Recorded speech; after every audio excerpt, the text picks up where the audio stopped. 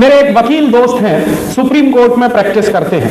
मैंने उनसे पूछा कि भारत में ब्रिटेन की महारानी आए और उसको बिना वीजा के भारत में घुसने की परमिशन मिले, इस बात की कोई लीगल वैलिडिटी है क्या? तो उस वकील ने मुझे कहा कि हाँ राजीव भाई, इस बात की पूरी लीगल वैलिडिटी है कि ब्रिटेन की रानी को भारत में आने के लिए वीजा लेने की जरूरत नहीं है।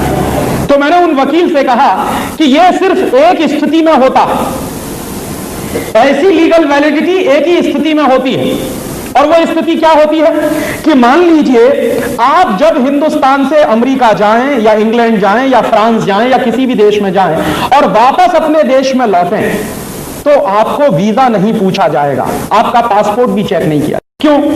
क्योंकि आप अपने ही देश में वापस लौट रहे हैं।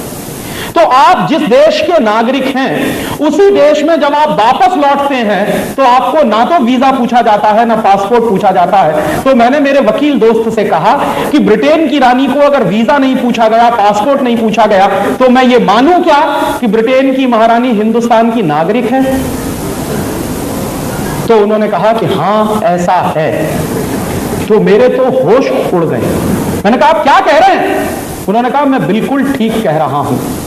तो मैंने कहा कि अगर ब्रिटेन की महारानी हिंदुस्तान की नागरिक है और इस बात की लीगल वैलिडिटी है, तो हमारी आजादी का मतलब क्या?